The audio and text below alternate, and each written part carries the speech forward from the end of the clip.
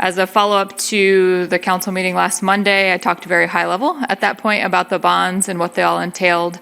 I've handed out the set of numbers that we've put together at this point. But what is being proposed in front of you this evening is a lease bond issue that would be payable from a property tax levy. And so I handed out, again, these numbers that I'm showing on the screen to you all that we quickly talked about. A bond issue in the par amount of $62,450,000 is what is currently being contemplated. So to talk a little bit about how we got to this number. So when the city's assessed value going from 2022 to 2023 went up 14%.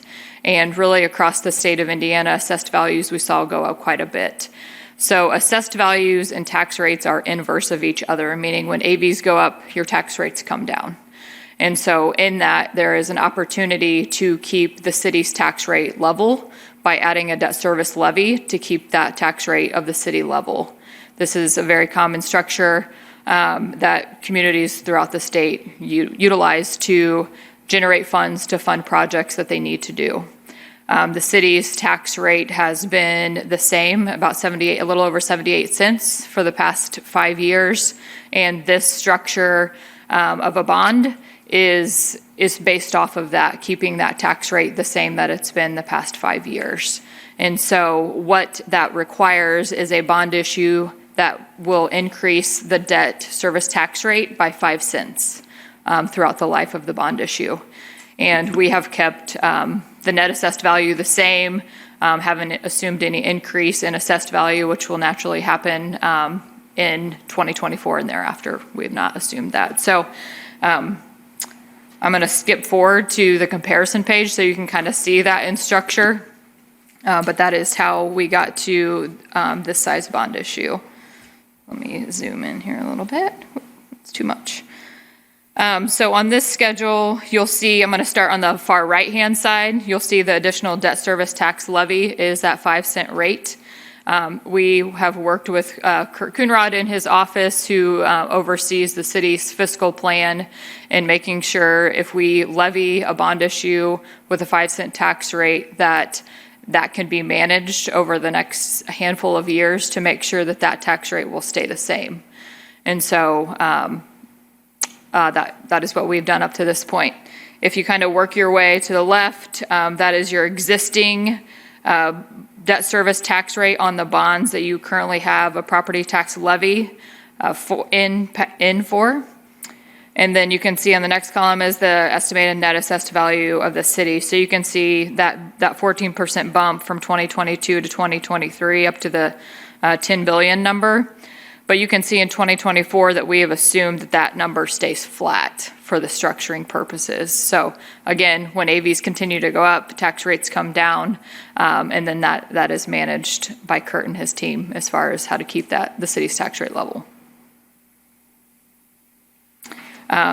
So that is really kind of a summary of how we get to the bond size that we have. Again, the goal was to keep the city's total tax rate, the corporate portion of the tax rate, the same. As you all know, taxpayers don't just pay the city's rate, they pay a total tax rate, a total taxing unit tax rate. That's county, township, school, library, the city, and any special taxing districts.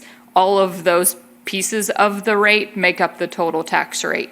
So in this bond issue and what we do, we focus solely on the city's tax rate because we're not in control of what the other overlapping taxing units do. We don't know what the schools are doing, or if the county's levying a bond issue or whatever, that could change that total tax rate component that your taxpayers are paying. So really, the purpose of this is to just keep the city's tax rate the same. So Heidi, on the way to think about this, so is our tax rate 7,887? Yes. Okay. So that second to last column, where, as an example, in 2024 the rate is 0.571, is 0.571 the portion of 7,887? Yes. Okay.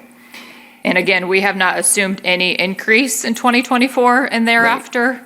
Yeah. Where historically, the city's had, 5 to 7% a minimum increase in assessed value, so yeah. Okay. And I think we should acknowledge that even though we keep the tax rate the same, taxpayers pay more, even on just because of the assessed value going up. Correct. So the dollars, I'm getting that email very frequently. But this is going to be a philosophical decision, whether we decide it's the right thing or the wrong thing to do. Do you have any more comments about the validity of the numbers? Do I need to bring Kurt up? Do you have any supporting comments or anything before we take questions to Heidi's presentation? So maybe just a few additional comments that I would mention is, again, we're focused on the city's tax rate, but as far as the taxpayers go that are going to be calling you guys with questions, so everyone's assessed values are going to go up. So no matter what, that assessed value component is a huge part of the taxes that they're going to pay on their home. So that increase alone is going to increase everyone's tax bills. So no matter what you do with the tax rate, their tax bills are going to go up. And then one piece of the total tax rates, the referendum rate that the school has in place, that number stays the same. So they will continue to pay that number. So even if ABs were to go up, tax rates were to come down, that referendum rate stays the same because it's equal to the debt, or the operating referendums that they have in place. So I would like to make that point. And then another thing is that folks hitting your circuit breaker tax caps, the break-even home value is $296,000 or $297,000 if you want to round up. So anybody above a home value of $297,000 are hitting the caps, meaning no matter what anyone does to the tax rate, they're going to be capped at 1% of their gross assessed value. The folks below that $297,000 house, they're the ones that could potentially see a slight increase in their taxes because of this.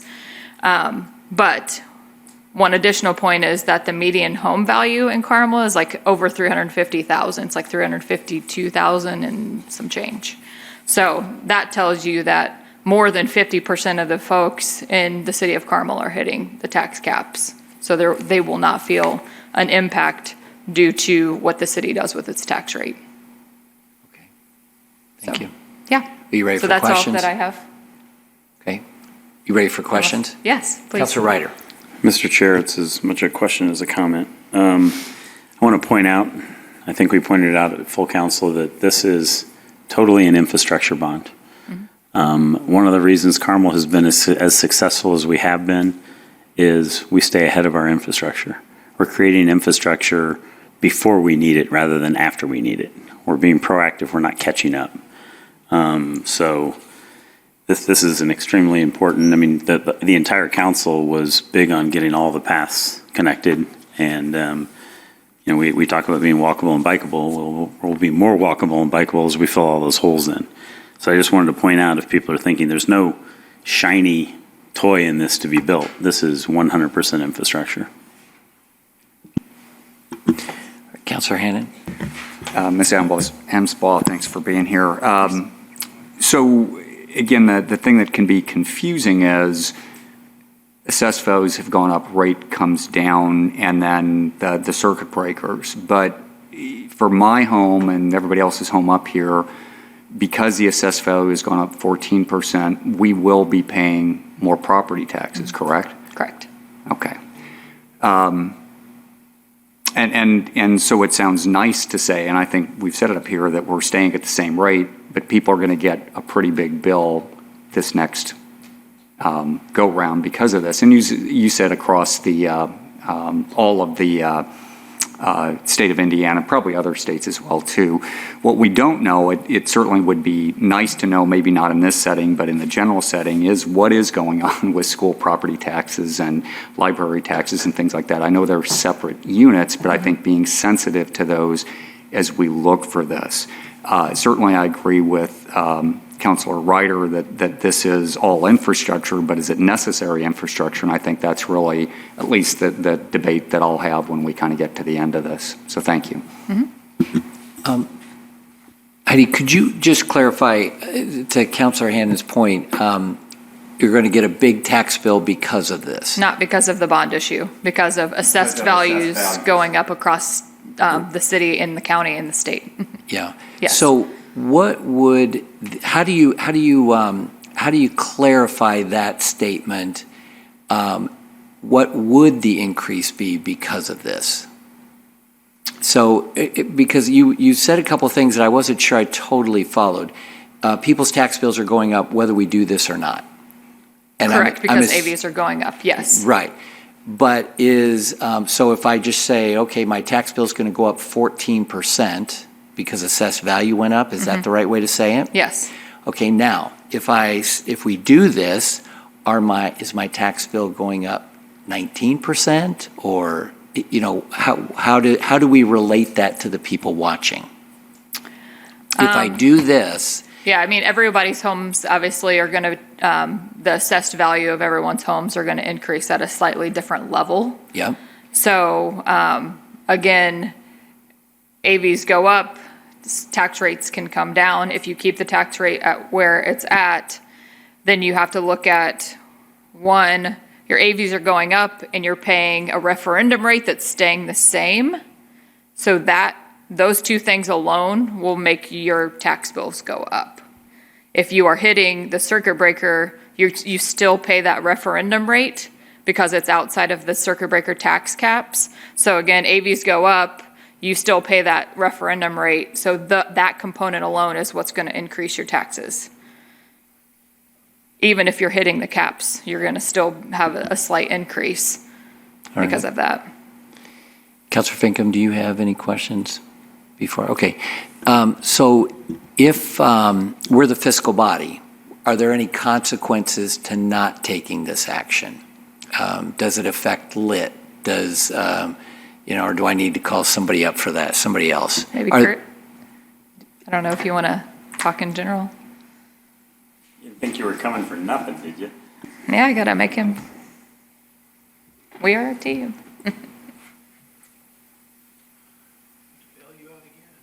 Yeah, right. No, I'm joking when you say that. Heidi's got it exactly right. I don't differ with what Heidi's saying about all assessments going up, but I would back away from that general statement a little bit. Each parcel of property will have its own story. So if a residence or a piece of commercial property, if the value of that property doesn't increase, then the assessment won't increase. What we know for sure, and we know more than this, but what we know for sure is that if you take all of the properties in Carmel together, the increase in assessed value is 14%. That would seem to suggest that an awful lot of properties are going to increase in value, but not necessarily all. And part of that 14% is growth. It's not an existing property increasing 14%. It's new construction, new subdivisions, and you would be, I am, with how much of that has gone on. And for a property where the value is increasing, whether it's 14% or 5% or 20%, there'll be a reason for that, and perhaps property owners will be aware of it. For one thing, property values are just up. And the way the assessor arrives at an increase for a particular piece of property is by looking, and I'm going to simplify a little bit, particularly for residential property, is by looking at comparable properties and actual sales of those properties. And in a given neighborhood or given area, if several properties have been sold in the last couple of years and the prices are up 14%, then the assessor will tend to apply that factor to all the properties in that area. Now, if you own one of those properties, are you aware that your neighbors are selling their property for higher values? Maybe, maybe not. So it could come as a surprise.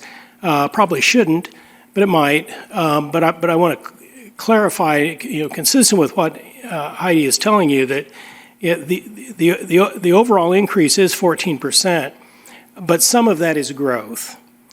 And not every single property is increasing, and certainly not 14%. And they would only increase if there was an actual increase in the value of the property, at least according to the methodology applied by the assessors. In terms of the local income tax, generally speaking, levying a tax for a bond issuance like this one will have no effect on the allocation of local income tax to a city like Carmel. All right, so if we don't take action, there are no negative consequences? With regard to the local income tax? No, with regard to just anything, yeah, property taxes. Obviously, we wouldn't be able to do this, but there are no hidden. What I've learned in this business, in this job, every decision there's a consequence or there is a reaction. So now it may be political, the reaction, but I just want to always ask that question: are there any negative consequences to doing nothing? I think it depends on what you consider a negative consequence.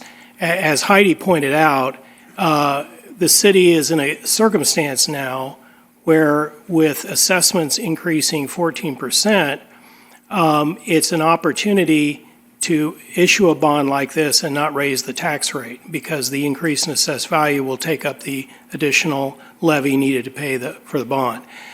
So does that mean it's bad if you don't issue the bond? No, but it depends on what your strategy is with regard to keeping your tax rate level. Yes. Thank you.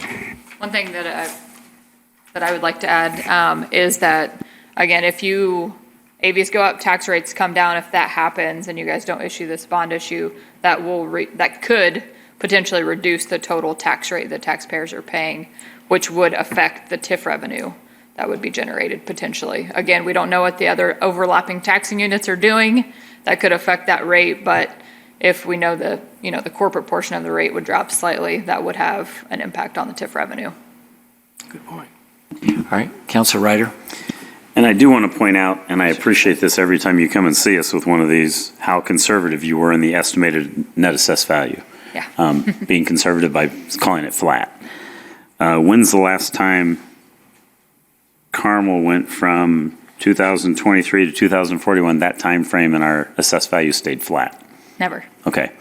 So assessed value will grow somewhere in the 3 to 5 range, probably on a regular basis during that time, if you look at our history, which puts us in the same position. Our assessed value will continue to grow and could still force the rate down. Right. Correct? Correct.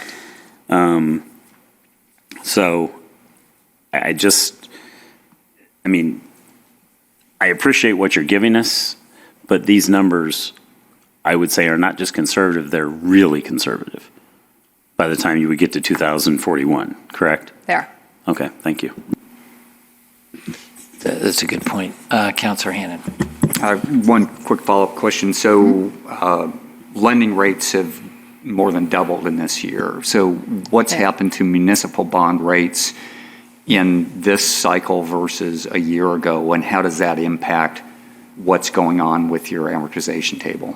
Yeah, so the interest rates that are in here are accurate based on the timing of closing on a bond in December. We built, again, on the conservative comment that we've built in, some spread in the interest rates to hopefully cover what we will see come December. We follow the index pretty closely, but it follows the Treasury. So it has been, the bond market has been increasing just like everything, all of the other indices that you might follow have been increasing.